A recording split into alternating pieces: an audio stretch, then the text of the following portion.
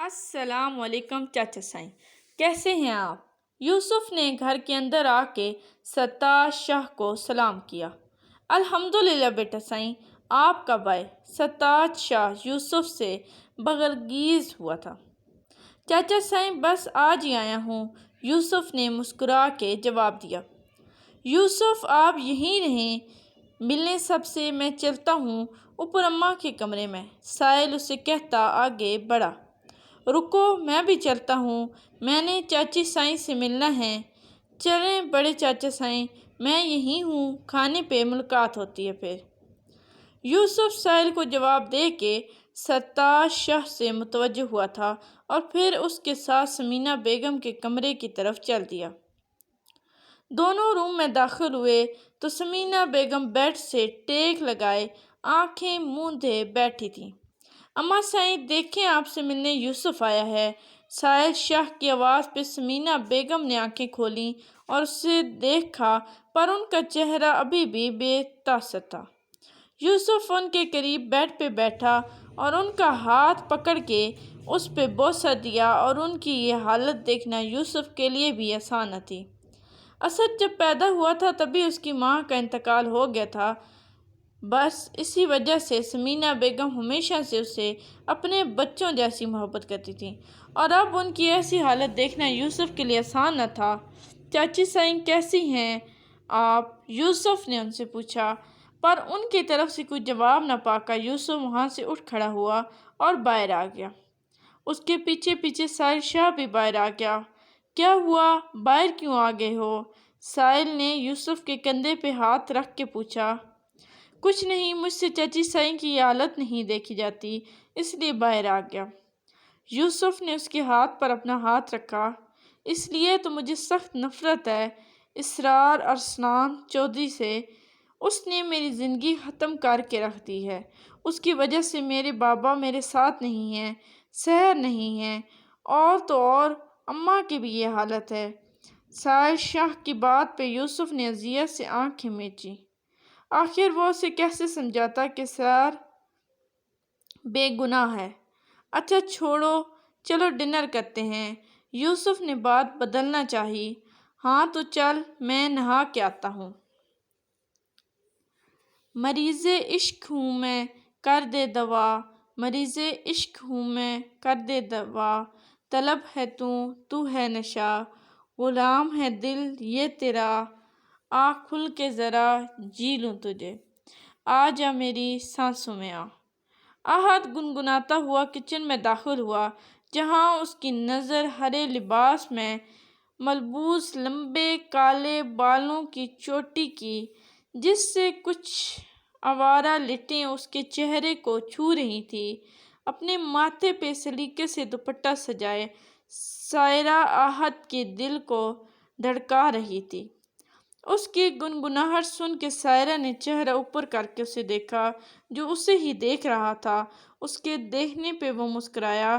سائرہ نے اسے دیکھ کے آس پاس دیکھا، جہاں پروین بیگم کچھ پلیٹس نکال رہی تھیں، باقی لڑکیاں باہر کھانا لگا رہی تھیں ڈائننگ ٹیبل پہ۔ ارے احد پتر، تو یہاں کیا کر رہا ہے؟ کچھ چاہیے تھا تو ملازم کو آواز لگا دیتے۔ لڑکوں کو یوں باورچی خانے میں آنا صحیح نہیں ہوتا۔ پروین بیگم نے اپنے اکلوتے بیٹے کو یوں کچن میں دیکھ کر خفا ہوئی، جانتی تھی اگر اس کو سکینہ بیگم نے یہاں دیکھ لیا تو پروین بیگم کو ضرور ڈانٹیں گی۔ کچھ نہیں اماں سائیں، بس پانی پینے آیا تھا۔ اور کچھ نہیں، اب پانی تو میں خود پی ہی سکتا ہوں، اللہ نے مجھے ہاتھ دیے ہیں، اب میں پانی بھی دوسرے لوگوں کے ہاتھوں پیوں، یہ تو ٹھیک نہیں نا۔ احد نے ان کی ٹپیکل سوچ پہ افسوس کیا۔ یہاں دنیا چاند پہ پہنچ گئی ہے، اور ایک اس گھر والے جو اپنے ان گھسے پٹے پرانے اصولوں سے ہی باز نہیں آتے۔ انہی میں بندھے ہوئے ہیں، اپنی زندگی ان اصولوں کے ارد گرد گھما کے رکھ دی ہے۔ اس سے پہلے کہ پروین بیگم کوئی جواب دیتی، ملازمہ نے آ کے انہیں اطلاع دی کہ سکینہ بیگم انہیں بلا رہی ہے، اور وہ سائرہ کو وہاں سے پلیٹس نکال کے کہتی باورچی خانے سے باہر چلی گئیں۔ ہائے، لگتا ہے آج قسمت بھی ہمارے ساتھ ہے، زہر نصیب، اس لیے تو یہاں آپ کا دیدار نصیب ہوا، اور اب بات کرنے کا موقع بھی۔ احد کی بات پہ سائرہ کے کام کرتے ہاتھ ایک پل کو رکے۔ ویسے آج کچھ زیادہ ہی حسین لگ رہی ہو میرے محبوب، اس بات کا راز کیا ہے؟ احد کے کہنے پہ سائرہ نے مڑ کے اس کی طرف دیکھا۔ آپ پلیز جائیں یہاں سے۔ سائرہ نے گھبرا کے دروازے کی طرف دیکھا۔ اگر نہ جاؤں تو؟ پلیز بھائی جائیں، نہیں تو کوئی آ جائے گا۔ اب تو بالکل بھی نہیں جاؤں گا، بھلے کوئی بھی آ جائے۔ احد وہیں رش پہ بیٹھ گیا۔ کیا کر رہے ہیں سائیں؟ آپ زمین پہ کیوں بیٹھ گئے ہیں؟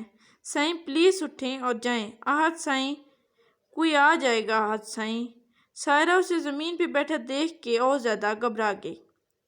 اچھا ٹھیک ہے، چلے جاتے ہیں، پر ایک شرط پر۔ احد ابھی بھی فرش پر بیٹھا تھا۔ کیا شرط؟ جلدی بتائیں۔ آج کے بعد تم کبھی مجھے بھائی نہیں کہو گی، وعدہ کرو۔ ہاں نہیں کہوں گی، اب جائیں پلیز۔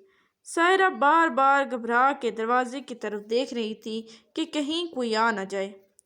ایسے نہیں، وعدہ کرو مجھ سے۔ احد نے اپنا ہاتھ آگے کیا۔ ہاں، وعدہ نہیں کہوں گی۔ سائرہ نے اس کی ہتھیلی پہ اپنا ہاتھ رکھا۔ پلیز اب تو جائیں۔ احد سائیں، اس کے وعدہ کرتے ہی احد وہاں سے اٹھا اور باہر کی طرف چل دیا۔ شکر ہے گئے تو صحیح۔ اس کے جاتے ہی سائرہ نے سکون کا سانس لیا۔ احد کچن سے ڈائننگ ٹیبل پہ آیا تھا جہاں گھر کے سب مرد برجمان تھے۔ یوسف کو بھی وہیں بیٹھا دیکھ کے وہ اس کی طرف متوجہ ہوا۔ اور یوسف بھائی، آج کیسے راستہ بھٹک گئے؟ اس طرف گئے آپ؟ احد خوش دلی سے یوسف سے متوجہ ہوا تھا۔ ارے بھائی، آج ہی آیا ہوں شہر سے، سیدھا یہیں آیا ہوں۔ یوسف نے اس کے طنزیے پہ مسکرا کے جواب دیا، اور احسان شاہ کے آتے ہی سب نے کھانا شروع کیا۔ یوسف بار بار دروازے کی طرف دیکھ رہا تھا، شاید کسی کا انتظار کر رہا تھا، جیسے عمیر نے بہت غور سے نوٹ کیا تھا۔ کھانے کے بعد یوسف گھر جانے کے لیے نکلا تھا کہ عمیر بھی اس کے پیچھے نکل آیا۔ رکیں یوسف بھائی، ساتھ چلتے ہیں۔ عمیر بھی اس کے ساتھ ساتھ چلنے لگا۔ کیوں بھائی، آپ اس وقت کیوں باہر، کوئی کام ہے کیا؟ عمیر کے یوں چلنے پہ یوسف نے اسے پوچھا، کیونکہ وہ رات کو زیادہ تر باہر نہ جاتا تھا، کام سے ہی کام رکھنے والا بندہ تھا، نہ باہر گھومنا۔ رات کو آوارہ گردی کرنے کا بالکل شوقین نہیں تھا، بلکہ شاہ سائیں کی طرف سے انہیں اجازت تھی، پر عمیر کسی بھی چیز کو ہاتھ نہیں لگاتا تھا۔ ہاں، عمیر کبھی کبھی ڈرنک کرتا تھا، کلبز وغیرہ میں بھی جاتا تھا، پر عمیر ایسا کچھ بھی نہیں، ان سب سے دور تھا۔ وہ سموکنگ بھی نہیں کرتا تھا۔ باقی ساحل، احد، عمر، تینوں لڑکے سموکنگ کرتے تھے۔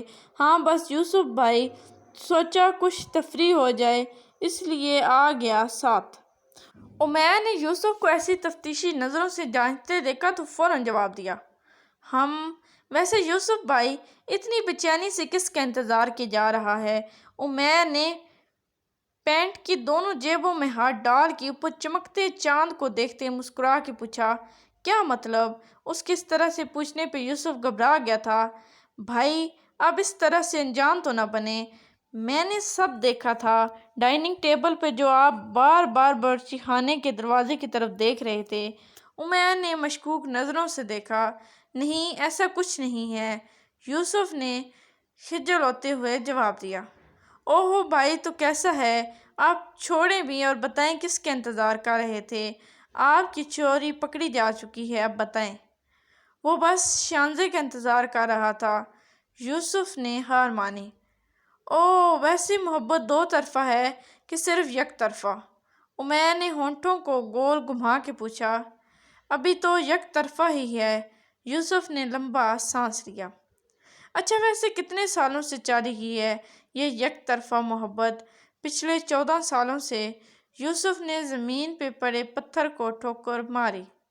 اوہو، مطلب کہ جب سے ہماری بہن 4 سالوں کی تھی تب سے؟ ویسے آپ اتنی اچھی محبت کرتے ہو تو کچھ اپنے دوستوں کو بھی سکھا دو یار۔ ساحل شاہ اور محبت مجھے تو ناممکن لگتا ہے، پر شاید وہ جب اس کی زندگی میں آئے 57 دن بعد تو اس کے دل کو دھڑکا سا، بس دعا کرو۔ کیا مطلب بھائی؟ کون آئے گی 57 دن بعد؟ عمیر کو اس کی بات بالکل سمجھ نہ آئی تھی۔ کچھ نہیں، تمہارے مطلب کی بات نہیں ہے، یوسف اسے کہتا وہاں سے چلا گیا، جبکہ عمیر ابھی بھی اس کی کشمکش میں تھا۔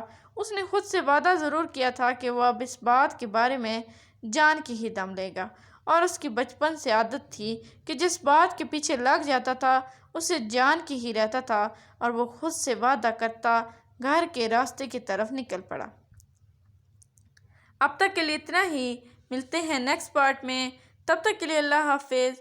Please like, subscribe and share my channel and press the bell icon for more videos.